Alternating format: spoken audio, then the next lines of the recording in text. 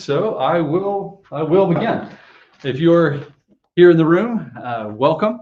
If you're with us online, welcome to you as well. Today, I just want to give an overview of high school courses, and we're going to talk about a lot of things. We're going to talk about graduation requirements, the course selection process. We're going to talk about AP philosophy and courses that students can take here. There are also online course options.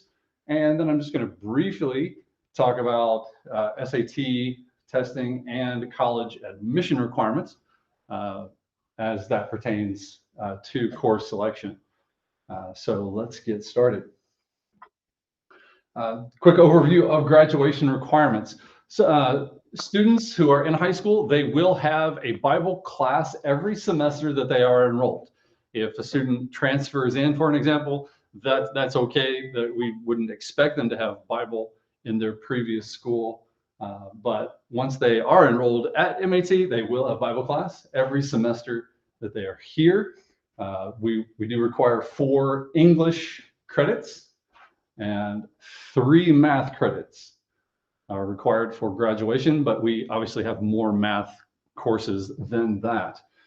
Social studies, we do not have a 9th grade social studies requirement, but the 3 credits of social studies that is required is simply built right into the students' schedules. So 10th grade world history, US history, or AP US history, they can choose in 11th grade, and then 12th graders will have government. So we build that right into the schedule for the students to meet that graduation requirement. For science, we only have 2 required science classes for graduation requirement, but like I always tell students, the graduation requirements get you out the door. You also need to be thinking about admission requirements for college as we're planning high school courses. How many science classes do they think they need for college admissions? Physical education. There are 1.5 PE credits and a 1 semester half credit health requirement for graduation. And we typically build that into the 9th grade and the 10th grade schedule so that by the time students are looking at 11th and 12th grade classes, they don't have to worry about this PE requirement anymore. It's finished for most students after 10th grade. VPA, this is visual and performing arts. So it could be art classes and or music. And we also include yearbook in that category as well, because they are producing something that it's a lot of pictures, a lot of graphics. So that also counts. They only need 1 credit of visual and performing arts as a graduation requirement, but many of our students take more than that as electives. And finally, for graduation requirements, foreign language is not actually one of our graduation requirements, but I simply advise every student. Universities are looking for 2 to 3 years of a foreign language on the transcript. And so, yeah, it's a requirement for college admissions anyway, not a graduation requirement, but we do have Mandarin and Spanish on campus. And students also have some online language options as well if they want to investigate that. As students move into high school, this is a 4-year plan. This has just a simple outline of classes that are possible through their 4 years. And what I do is I have one of these sheets saved in my Google Drive and labeled with each student. And so, for example, their sheet is going to look like this. And as I meet with them each year, or anytime they come in and they want to talk about high school classes and their planning, we come to their sheet and I color code green, meaning they're actually taking that course at that time. And then you can see there to the left, that's where I list the graduation requirements. And so I will also highlight the graduation requirement green if they have fulfilled it. Now, this is then shared with every student. And so when they're at home, they can pull this document up and sit down with their parents and view this as well. And if parents or students have any questions, they can refer to this and then email me or schedule an appointment with me to talk about this. So I have created this to be a view only for the students. So I'm the only one that can edit this document. That way, any changes or adjustments to this, I know about it because I have done it, and I've done it while I'm sitting there with the student. And so they each have a 4-year plan like this. This is just an example of a schedule. This just happens to be just a ninth grade sample. At the beginning of the year, every student is given a copy of this to put in their lockers, and they're posted all over the high school pod and the study lounge and things like that. But I also refer to these, grade by grade as I'm working with students and talking about schedules. We can look at the next grade level schedule and see where classes are being held, and so we plan accordingly, based on these schedules.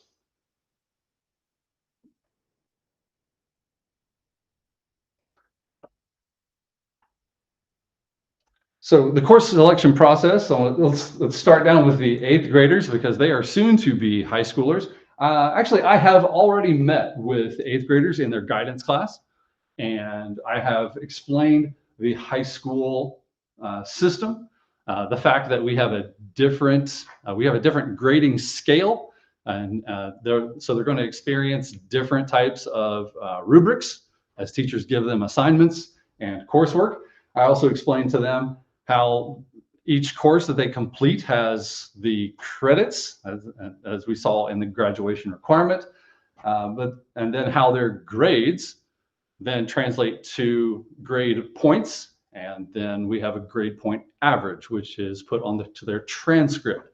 And so grade point average is an important data point. That it's just one data point that universities do look at during the college application process. So I've met with 8th grade. I've explained the high school system. And I think it's next week. I will go once again to the 8th grade classroom for guidance time, and I will talk to them about the process and the form which they will use to sign up for their 9th grade courses next year, and talk them through that. So if parents or students have any questions, please feel free to contact me. The 9th grade schedule, as far as like the core classes, the subject classes, is pretty much it's set for the most part for 9th graders. Their math will be determined by their 8th grade current math and their testing at the end of grade 8. So they're in different math tracks according to that. And then also there are the electives like arts and music courses, things like that, that they can choose from. But most of the core subjects, like I said, are set. Yeah. All the way back in November, I actually sent a survey to the current 9, 10, and 11th grade students, just sort of giving, I call it the interest survey, where students tell me what they are interested in taking for next year. And this semester, I've already gone through the process of meeting with grades 9 through 11 students individually to continue talking about their schedule for next year. Some of them have been able to finalize their schedule. Some of them still have questions and they're thinking about classes that they want to take. But I've asked the students, and I'd like to say here on my video, I'm shooting for finalizing high school schedules about the first week in April. Now that may sound a little early, but once we hit April, there's so many activities and trips and sporting events, and then we have, I think there's about a week break for as far as like a lot of activities. But then we jump right into May. We have 2 weeks of AP testing.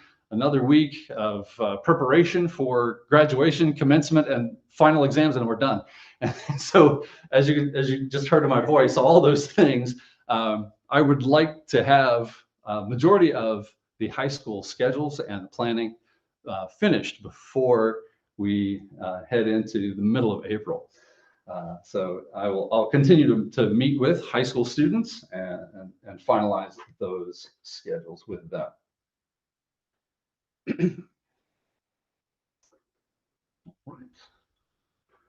Okay, AP courses. I do want to talk about AP courses, and my next slide, I want to talk about sort of more philosophy of AP. We do provide these AP courses like on campus. And so if students meet the prerequisites for these, they show academic ability, they can request these courses at certain grade levels in their schedule. And so I do work with them, considering when they want to take these AP courses.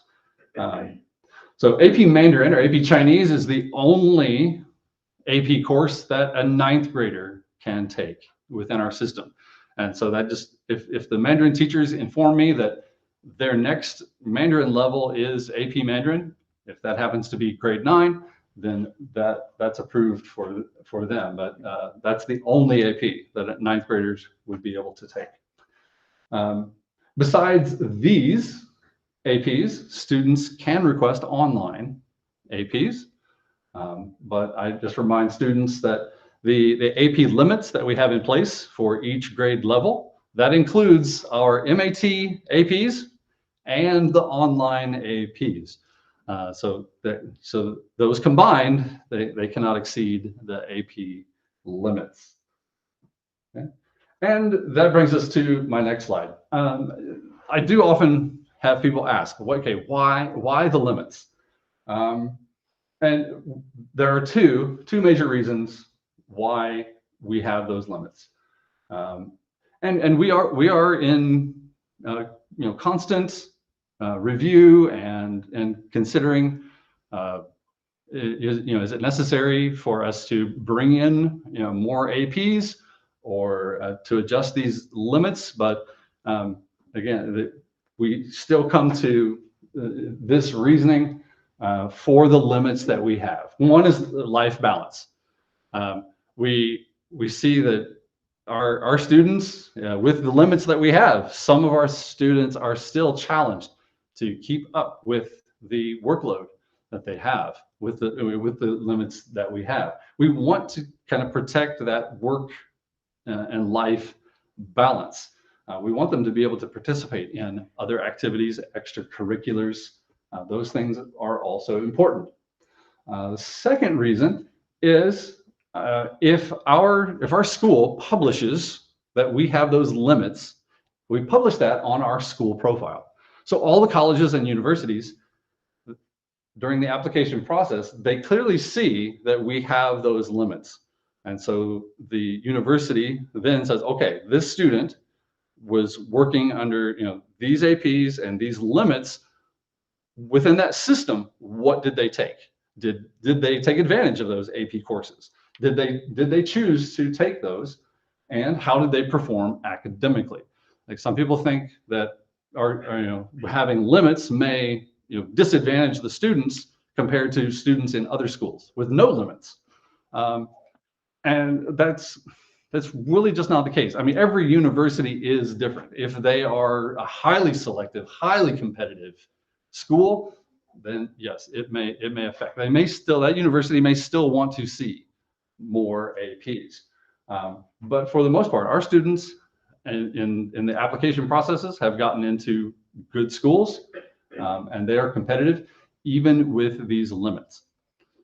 Now, that being said, we do have some students that choose to do additional AP courses outside of our system and sign up for exam only on the AP exams. That's not encouraged or endorsed by us, but it is common practice.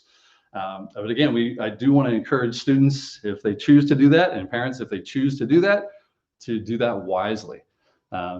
That, you know, does their child really show academic ability to do that, to handle the MAT workload with additional AP workload, and still have, you know, good, you know, sleep and you know, self-care, and be able to function at school and be able to participate in other activities.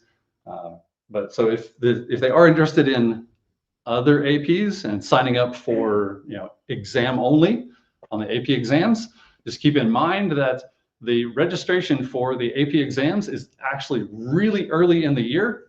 Even though the AP exams are not until May, the registration for AP exams is, the deadline is typically the beginning of November. All of those courses need to be ordered and paid for, because I, as a counselor, have a November deadline to submit the AP exam order. And so if you're wanting to take those exams for MAT APs, as well as any extra APs, be sure to inform our office early on in the school year. We also put that on our MATCC website and emails to parents, reminding them that now is the window for, you know, AP registration. Okay. So again, I already mentioned the limits. Typically, Mandarin is the only AP that 9th graders can take. 10th graders can take one AP, and typically that needs to be an online AP, because many of the APs that we have on campus here at MAT have prerequisites, classes that the students need to take before they take those APs. So most of the students, they're not ready for those AP level courses until grades 11 or 12. And so 11th graders can have 2 APs, 12th graders right now have a limit of 3 APs that they can choose for their schedule. Also, it is our policy that if a student takes an AP at Morrison or an approved online, you know, AP that they're doing during school, they must take the AP exam. They must take that AP exam to get the additional GPA boost for the AP course. And so if you're not aware, in our grading scale, the GPA, the A gets a 4-point. In an AP course, the A gets 5 points. And so there is an additional GPA boost for the AP courses. And you already mentioned exam only as an option for exams.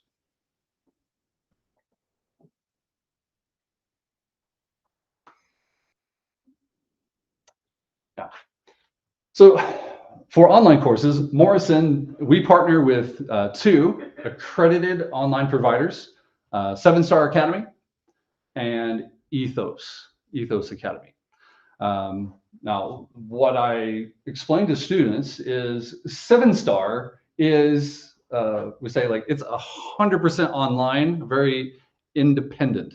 I set the calendar beginning and end dates, which are the Morrison calendar dates. I give that to 7-Star. And so then the students work independently on their course, and they complete it within that time frame. Now, Ethos is actually a real school that students are permitted to join virtually. And so there are times where students will be asked to meet virtually with the teacher. And there may be times where Ethos asks the student to join, like, their class live. Now, if you think about that, if the Ethos class is, say, 2 in the afternoon in the United States, that's 2 in the morning here. So what we have done, we do not expect students to be in class virtually in the middle of the night. What we have done is we've worked with ethos that they record those sessions. Students are responsible to watch that and respond with the work and respond to the teacher that they have seen it and as soon as they can. So if it's in the middle of the night, then we would ask that student to like watch that video and get onto that work the next school working day. So we've worked around that. We don't expect, again, with our concern with sleep and time management and well-being of the students, we've worked around that. We do not expect students to be in class in the middle of the night. But we do find that the ethos courses do seem to be generally more academically rigorous than 7-star. With the exception of maybe APs, like 7-star APs are also academically rigorous. But yeah, so there's an option there. Also for, I don't have it here, for the older students, at least 11th grade or 12th grade, there's also Grand Canyon University dual credit system that students can ask about and request. But I also advise students, those courses, I would say, are the next level up as far as rigor, because I tell them, you're taking a semester worth of work, you get a semester credit, but those dual credit courses run about 8 to 10 weeks. So the students are doing a semester of work in 8 to 10 weeks. And so they work for a shorter period of time, but that is a dual credit high school level course or a college level course, excuse me. So they need to choose that very wisely if they are interested in dual credit courses from Grand Canyon University. Yeah, so if a student does want an online course, they do need to be requesting that. That needs to be reviewed and approved by me. If I have any questions, I meet with Mr. Sawyer and ask about those. Typically, they need to be like core subject classes. Some of these online providers have things like SAT prep class. Well, that's not a core subject class. So things like that would not be approved. Also, courses that we have here at MAT, they shouldn't be taking online because it's provided here. Yeah. So the tuition that is paid for our school year will cover one online class. If students would like to add that into their schedule. There are times where students have requested 2 classes, but that does mean the parents and the student, they need to talk about that because the second class will be covered by the family. That's in addition to MAT tuition. So need to keep that in mind. Okay. Yeah. And online, the online classes, if they're AP, they need to be factored into that limit, the AP limit for classes. Okay. Like I said at the beginning, I do want to mention the College Board testing that we do have for 9th grade students. Some parents do ask about PSAT. The 9th graders, they still must take the MAP standardized testing for grade 9, but then there is an option to take the PSAT exam. But for that, if 9th graders are interested in it, they need to register.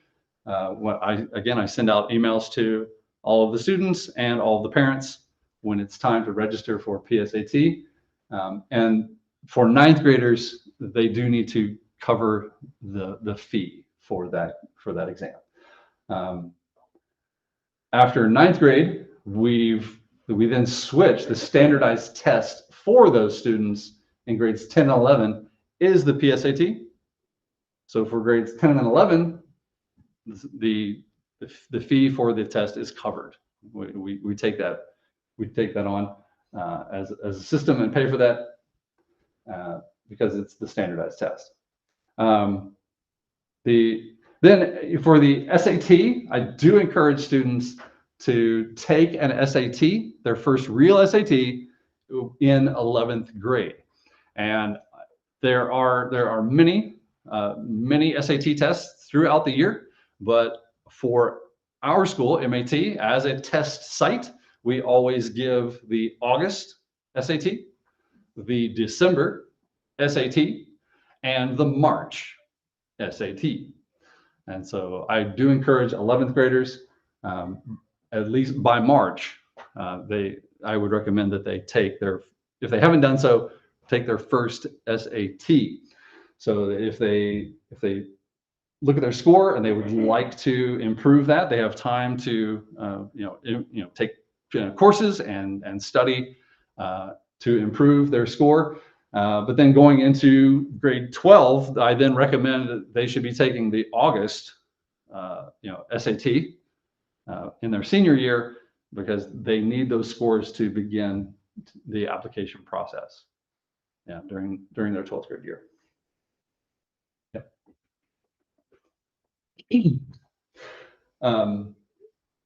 For a while, the AP Mandarin exam was the only one that was computer-based. But now the College Board and the AP program they're fast tracking, and they're putting a lot of resource into making most of the AP exams digital for this year. Some of them will actually be like an interesting hybrid. They'll do the multiple choice questions on the computer, and then switch to answer booklets to write their essays. So some will be 100% digital, and some will be hybrid. And so they are working on that. So I'll have that information to the students soon, just to confirm, so they understand what they're going to encounter during their AP exam, whether it's going to be fully digital or whether it will be hybrid. I think that information is online. If parents and students wanted to research that they could find that online. And then last, in terms of choosing high school courses, I do encourage students like 10th graders, 11th graders. I do encourage them to start doing research about what admission requirements look like for the universities, so that they're informed and they understand the courses that they need in high school to be competitive in the application process to those universities. So it's never too early, really, to start that college research as it's related to choosing your high school courses. Right? All right. I think that is all I have for now. And so I would like to encourage you, if you have any questions, send your kids into my office. They're during their study halls. They're right there next to my office in the high school study lounge. But if also you have questions, you can always email me. If you would like to ask in Mandarin or speak in Mandarin, if you're more comfortable with that, you can always contact our office, and Miss Bonnie Huang will be able to help you as well. So if you have any questions, please come and talk to us. We would love to answer your questions. So thank you very much for your time.